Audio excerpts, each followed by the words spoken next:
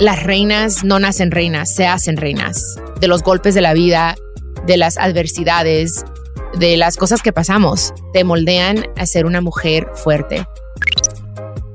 Son como lágrimas de miel, sudor de miel. Like, yes, it's been tough. It's been an uphill battle, but it's been worth it. And that's basically, for me, what this album represents. No one knows this. This is actually exclusive for Chiquis and Chill.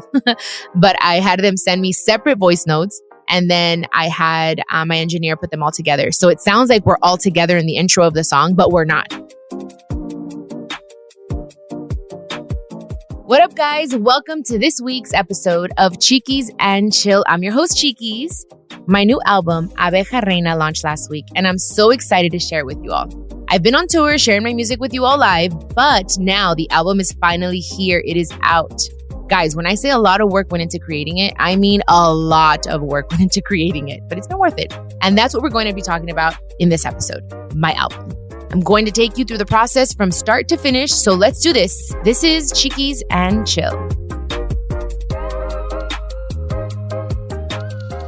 All right, guys, so Abeja Reina dropped just a few days ago on May 12th. This is my fourth album, and I have to say it's my best album yet. I love all my albums. Ahora, Entre Botellas, Playlist, which is, a Latin Grammy winning album.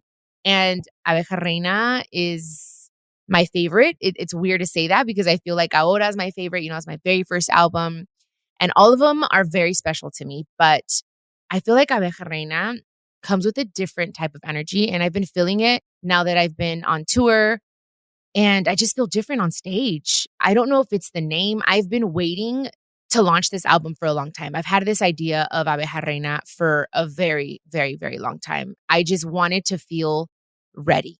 And when I say ready, I mean mentally, emotionally.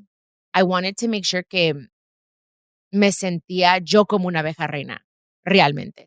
As you guys know, I have Boss Bee Nation. I love bees. I love the story of bees. And I've always used Queen Bee. And some of my favorite artists, like Little Kim, I think she was the very first one. She was like the Queen Bee. And then Beyonce came and she was a Queen Bee. And I just took another spin on it. And so I've been using that whole thing for a long time. And well, I just translated it. Queen Bee means abeja reina or reina abeja, however you want to say it. But it took a long time, and I say this in my intro in the album, that it took a while for me to finish the album, about 2 years, almost 2 years from start to finish. But it took me a lifetime to really, really believe and own that I am a queen, no matter what anyone has said, no matter what I've gone through, no matter what mistakes I've made in the past. All of those things have made me the woman I am today. And that's why it was important for me to have an intro and outro interludes to explain the story, to explain how to become or how I became an Abeja Reina. I wasn't born an Abeja Reina. I wasn't born a queen. In my world, in my experience, in the women that I look up to, like my mother, Jenny Rivera, like Selena, like Oprah Winfrey, like Michelle Obama, like these women that have come from the bottom and have worked their way up. Like J-Lo, like these are women that I admire. So in my experience and the world that I come from, las reinas no nacen reinas, se hacen reinas. De los golpes de la vida, de las adversidades, de las cosas que pasamos, te moldean a ser una mujer fuerte. Y por eso quise hacer Abeja Reina. And I feel it. I don't know if I ever told you guys this story, but when I won the Latin Grammy, which was November 19th, 2020, we were all in the pandemic. I had already known I was nominated, obviously. So I woke up that morning out of nowhere. I didn't have an alarm. And I remember waking up and I said, okay, today I'll know if I won the Latin Grammy. I got on my knees and I wrote my acceptance speech. I wrote it. I said, well, I got to visualize myself winning that Grammy. And I started working out. As I was working out, I was visualizing myself accepting my Latin Grammy, which is everything was virtual, but still I was like visualizing it. And I'll never forget, it was 444. And I said, oh my goodness, this number is significant. There's a reason why, the clock is 4:44 in the morning. This is my fourth album. So I don't know if it was just kind of like preparing what's to come. Like some people would think, oh my gosh, Chiquis made it already. She won the Latin Grammy, but I didn't see it that way. I felt like it was just that extra push and confidence that I needed to really believe I have what it takes. Whether people want to talk shit or not, now I honestly don't care. And I say that in the intro as well, that I don't give a fuck what anyone has to say, what anyone thinks. I truly believe I am meant to be here. It's my fourth album. I'm on stage and I feel like that badass bitch. And not that I didn't before, but now it's like I get there and I'm present. I'm not worried about, oh my gosh, how do I look? Do I look big? What are they going to say? Am I singing well? Like I'm just enjoying the moment and it just feels different. It really does. Anyway, so let me tell you guys about the date, why I wanted to launch it May 12th. 3 is a huge number as well for me. I'm not religious, as you guys know, but the number 3 is important, okay? The Father, the Son, and the Holy Spirit, the Holy Trinity, okay? So that's why in the spiritual world, number 3, number 7, because it took God 7 days to create and finish the world that we now live in, okay? These are my beliefs. So these numbers are important to me. So as we were looking at dates and I knew I wanted it to come out in May, I wanted it to come out early May, I had number 8 or 12, but 8 was too soon. And 8 is my number. That's my life path number. Okay. Because my birthday's on the 26th. So 2 plus 6 is 8. So that means infinity. That means everlasting. That's just a great number. But 3, I always said it goes best because also the cover, if you guys haven't seen the cover yet, go check it out. It's me covered in honey. And a lot of people may wonder why. Why honey? Well, because queen bees, Abejarenas, that's what they work for. Honey. Mainly, right? So I have a crown on and my inspiration were two things. Notorious B.I.G., that iconic picture of him wearing a crown.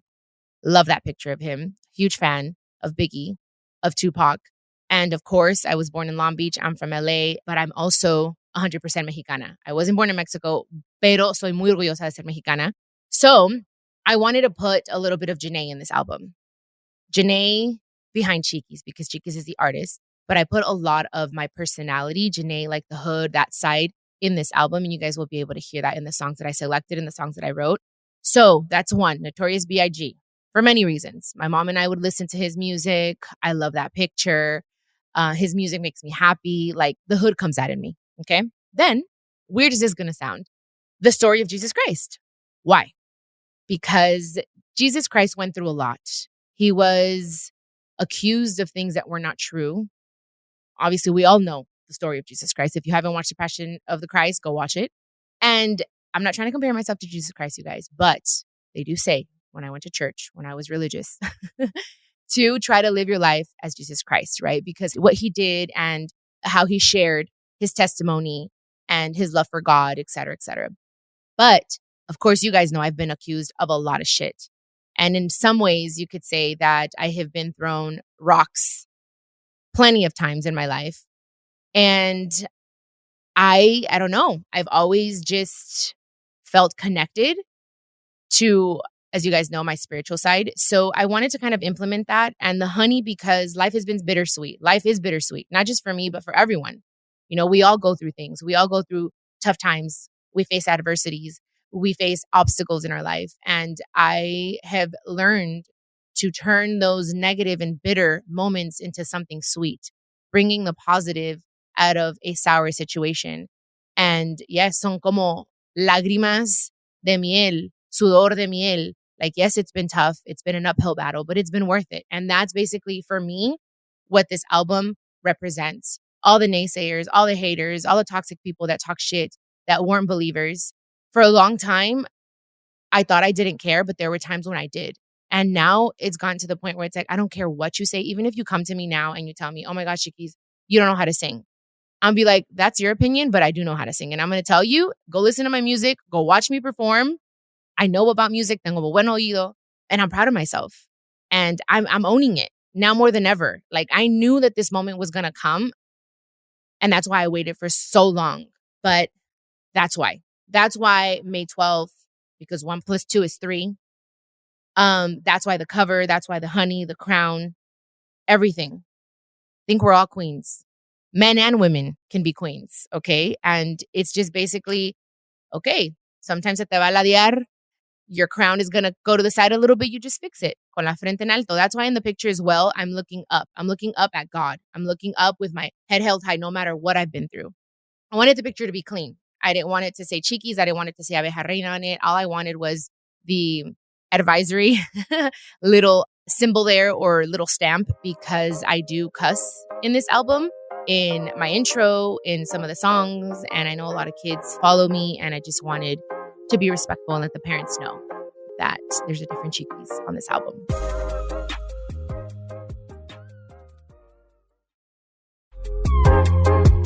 Anywho, on the album, there are 18 tracks, you guys. 18 tracks, 11 songs. So, entre esas 18 canciones, hay interludes, okay, donde voy explicando, where I'm explaining and telling you the story of Abeja Reina and the things that I've gone through and what I've learned from every experience. I have an intro and I have an outro. I wanted this album to be very artistic. I wanted it to be different from everything that I've done. I wanted it to be different from what anyone else in my genre is doing. I had a physical album made because I love physical books. I love albums. I like things that are tangible. And for me, it was important to have this album in my hands because it feels different, because I need to feel the energy in it. And I'm hoping that you guys will be able to have some in your hands. My label just surprised me with saying that we're going to release some physical albums in Mexico. So I might bring some here to the States. So I'm super excited about that. Even some vinyls. So I don't know. I'm very traditional in that aspect. I love to finish things. Yes, dropping singles are cool and everything, but I want to finalize something. I want to feel accomplished. And I definitely feel accomplished with this album on so many different levels, you guys. So let me tell you, there are, like I said, 18 tracks. So you're going to be able to hear my voice, things that I wrote myself on the fly at the studio, things I knew that I wanted to say that were in my heart and in my mind. And I just wrote them there, right then and there. And as I wrote them, I went to the studio and I spoke them. I had no music. The music was done around my vocals, around what I was saying. I just wanted to go in there and set the tone and set the energy, and then everything else to be built around what I was saying. Yes, it was hard. I want the fans, the OG fans, my fans that have been with me since the very beginning, when I was still, growing and learning and maturing, for them to be proud. Those are the people that I am focused on right now. And as always, siempre digo, con Dios todo, sin el nada. For me, it is important to always implement God and what He has done in my life. And my music is no different. If anything, I feel like I need God more when it comes to music, because this industry can be sometimes a very dark place, and it can take you into a dark place if you allow it to. And I know that I have the responsibility of being light in the midst of the darkness and spreading light as much as I possibly can. And this is my way of doing that. And yes, like I always say, spiritual gangster, because yes, some religious people may say, how can you talk about God and cuss in the same phrase? Because that's who I am. And God loves me the way that I am. He's not going to love me any less because I say fuck. You know what I mean? He loves me as long as my heart is in the right place and I'm living my life with good intentions. That's all He cares about. And as long as I'm spreading His glory, His love, and what He has done, that's my testimony. So anyways, that's the intro. Then number 2 on the album is Abeja Reina, which is the corrido, the soundtrack of my life, and a song that means so much to me. I co-wrote that song with a friend of mine. I call him homie. His name is Bobby Castro. And I sing that song con unos ovarios because I feel it. I feel it so much. Then we go on to Mi Problema, which was a single, my first single of this album. As you guys know, it's a cover from Marisela.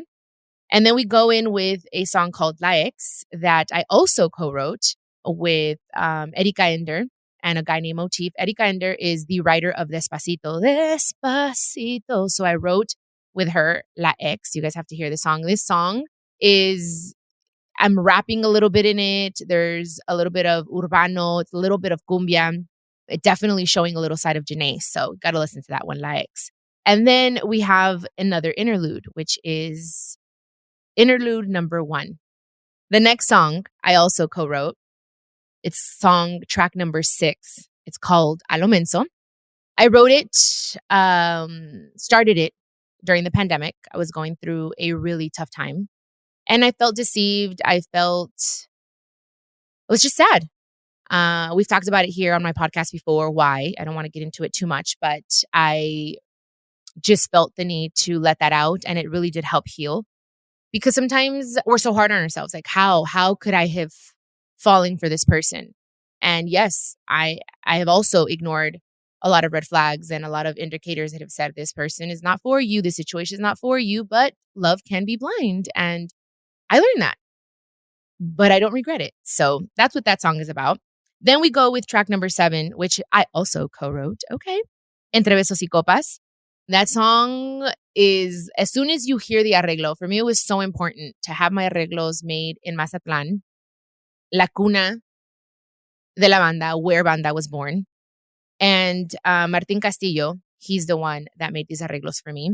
It's a badass song. As soon as you hear it, está chillando la banda, which is what I wanted. I didn't even have to sing anything. And ooh, shit, let me get my tequila because I'm about to get drunk.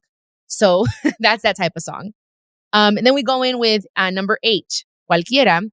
That's already a single. You guys saw that one. That's the one that Emilio did the video for. And we had a lot of fun with that. That's the first cumbia on the album. Then we go with interlude number 2. And then it goes into this song, you guys. Track number 10.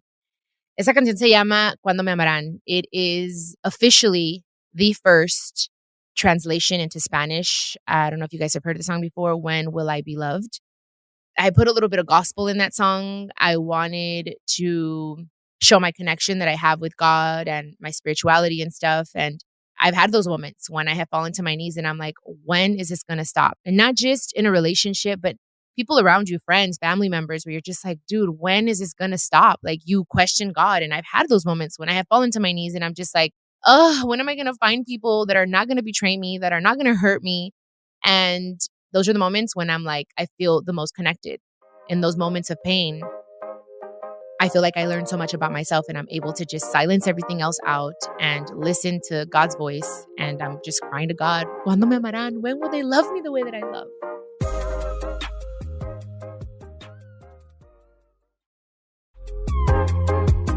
Then we go to track number 11, which is interlude 3. And that takes you into Quiero Amanecer con Alguien. Then we have El Honor, which is also a single. Quiero Amanecer con Alguien, you guys have already heard. El Honor as well has been a single. Then we go into track number 14, which is interlude number 4. And that takes you into a song called La que está de moda, Soy Yo. That song is una canción muy perris. As what I call my perry song, where it's like I am being conceited. I am just holding my own. People can take it wrong, which obviously I don't care, but it was important. What I want you guys to feel when listening to this song. Okay. So basically, you have to listen to that song, La que está de moda soy yo, because then you'll understand. And once you hear the interlude, it just all comes together very beautifully. Then we have number 16, which is interlude number 5. And that takes you into track 17, which is De Contrabando. De Contrabando is a cover. I wanted to do a little bit of like R&B feel with cumbia, a little 90s, kind of like Luis Miguel sound. I love this song. The way my mom sang it, she's the one that sang it. It's a Joan Sebastian song. It was perfect. I love my mom's version, but I just wanted to bring something different to it, something fresh, something just different, very Chiquis. And that's what I did with that song. And then we have the outro. It's important to me in everything that I do to be a grateful person. Attitude of gratitude. You guys know that I'm all about that. So I wanted to say thank you to all my new and old boss bees that have been there with me and that are now continuing this journey with me. So that's how I end the album. And hopefully inspiring everyone through the album and through every song and through every interlude, what I've gone through, what I've learned, and how I have become the woman I am today. Going back to the songs, I think the hardest song for me to write was A lo Menso, because first of all, I did it with Luciano Luna. He was in Mexico. It was the pandemic. We couldn't really travel during that time. So I told him, I have this idea. I want to write this song with you. I told him the name. I had the name first, A lo Menso. And then we started writing it through WhatsApp, you guys. We never spoke on the phone once. We just sent each other voice notes. I would write something, he would write something, and then the song just came together. He even sent me a video of him playing the guitar and saying, this is kind of like the melody I'm thinking. And I said, yes, I love that, but let's do this. So we did everything through WhatsApp. I think that was the hardest and maybe the longest. I think it took us a good 2 weeks to finish that song. Usually it takes like, I don't know, 3, 4 hours, 6 hours sometimes to finish a song, but this took 2 weeks because we were going back and forth. So I think that was like maybe the hardest song. My favorite song on the album, wow. I don't know. What? I don't know. I don't know if I have a favorite. I think, you know what? Maybe Entre Besos y Copas, because it was the last song that I recorded and I wasn't sure if it was going to make it. And I was really sad about it because I feel like this song is so fucking badass and I'm so proud of it. And I wanted a song that had a break, kind of like No Llega el Olvido. And I wanted a song like that. And I feel like I got it. Finally, I have it. So that's, I think, my favorite. And I had some of my friends do voice notes. They live in Miami. Okay. One lives here in LA. Two of them live in Miami. And I was like, girls, do this for me. Just say something on a voice note. Nope. No one knows this. This is actually exclusive for Chiquis and Chill. But I had them send me separate voice notes. And then I had my engineer put them all together. So it sounds like we're all together in the intro of the song, but we're not, which is so funny. All my friends were in different places and they just sent me voice notes. I told them, say this, say that. And then we just put it all together. So yeah, that's why it's one of my favorite songs. The song that was the hardest to record, I want to say that it was De Contrabando, because it's difficult to sing a cover. And I have a few here. I have Quiero Amanecer con Alguien, Mi Problema y Contrabando. And the women that sing these songs are amazing. I admire them, obviously. And it's difficult. And I think De Contrabando was so difficult because my mom sang that song. And she did so well. And it was one of her biggest songs. I think one of the songs that made her huge in Mexico. So that's a huge responsibility, a lot of pressure. But I like pressure. I like fucking challenges. So I was like, you know what? I want to try this. So when you listen to the entire album and you see there's certain songs where I have to belt, like Entre Besos y Copas, like Mi Problema, like Quiero Amanecer con Alguien, you have to use your full voice. On De Contrabando, I was using my head voice, which is all falsetto. And that's difficult because I'm used to belting all the time because of banda. I'm, competing vocally with 16 other instruments. So my voice is an instrument and you have to have some balls to sing banda. So with De Contrabando, that song, you have to just be very sensual and sexy and use your head voice the entire song. So I think that one was for me the most difficult. And then I had that in the back of my head of like, my mom did this so great. I better freaking do it just as good, So I think for me, that was the most difficult one. And it was hard to find every song that was going to be a part of this album because I want an album that you guys can listen to from number 1 to 18 and for it to take you on just a journey, my journey, your own journey, something that you can relate to, something that will make you happy and then bring you down and then take you back up again. That's how I like my shows to be. That's how I like my track lists to be. That's so huge for me. 1 through 18, where are they going? How are they going? Where am I going to do an interlude? That was, I think, the most difficult part about all of it because I'm so anal about those things. And these are things that people don't know about me, like how involved I am in the studio, how involved I am in even making the arrangements of my music, the set list, the pictures. I'm involved in every single thing. And I think that's what makes the biggest difference when you're in love with your project and you have your hands in every single piece of it. Of course, I have a great team. My manager, Mr. Bull, he's amazing. He has a lot of great ideas and I'm so grateful for him. And he also allows me to be involved and he wants me involved. And it's awesome because we're just a great team. I just thought it was important. It was important to share this with you guys so that you guys get to know me on a different level, the artist behind, the woman behind Chiquis. And now in this album, I think for the first time, really, because I think in Playlist, there was a little bit of Janae in there, but there's a lot of Janae in this album because I'm kind of setting the tone and giving you guys a hint with this album and with some of the songs as to what's to come in my 5th album. It's going to be very different. You guys are going to see a completely different side of me. There's going to be a lot more Janae than Chiquis on the next album for sure. I know that everyone's process, every artist is different when they are creating their music, when they are putting their album together. There are artists out there that set 2 weeks aside from their entire year and they go in every single day and they write and they go into the studio and they finish their album. I'm not that artist. And I'm so grateful that my team understands that and they allow me to do my process differently. I don't know if anyone else is like that. That's why it took me almost 2 years to finish this album because I write a song and I kind of have an idea. And for me, it's easier to write heartbreak songs and when I'm feeling heartache than it is when I'm in love and everything's like glitz and glam, you know? So what I've done is I write songs, I put them to the side, and I know that I'm going to record them one day. And then I know this is the perfect moment for those songs. And then there are other times when I'm like, okay, like a lo menso, this song, I want it to come on this album. I know this is what I want. It just, the process is so different. But for me, I need to feel it. When I go into the studio, I need to be in that headspace. I already know what song I'm going to go in there and record. I do 1 or 2 songs max a night in the studio. I like the ambiance depending on what kind of song it is. Like for Entre Besos y Copas, I had tequila. I was like chilling, I'm partying, you know, because it's more of like that type of song. And then for the contrabando, I had all the lights dimmed and I had a little candle and there were LED lights. It was more of like a sexy type of feel. Like for me, that stuff is super important. I need to feel it. I need to be in the moment. I feel like anything that you do rushed or forced doesn't come out right. So I'm lucky and blessed to know that my management, my producers, my engineers, my label, they all understand that. And I tell them, look, give me the time that I need, give me the space that I need, and I will give you something good. I'm just like that. Like I need to have the concept and then the songs and what song is missing, like what kind of song is missing. And I either find it from another writer or I write it myself. But I feel like this album just came together so beautifully.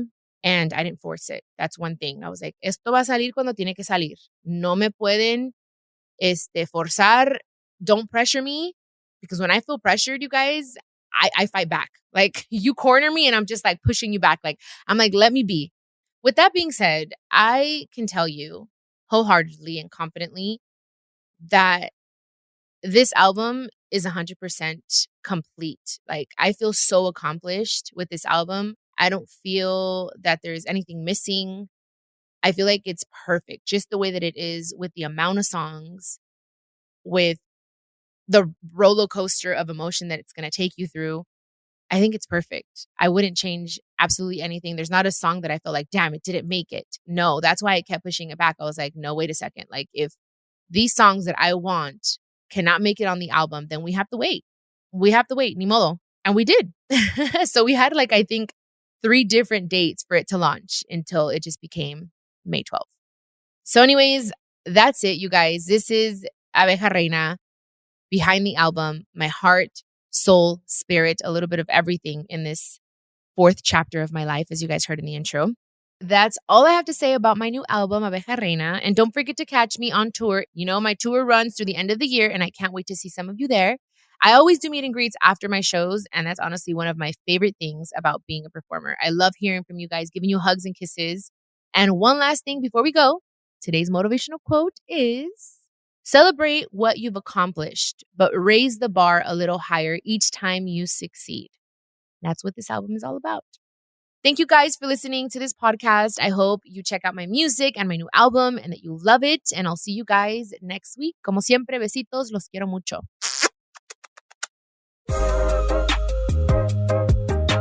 This is a production of iHeartRadio and My Cultura Podcast Network. Follow us on Instagram at My Cultura Podcasts and follow me, Chiquis, that's CHIQUIS.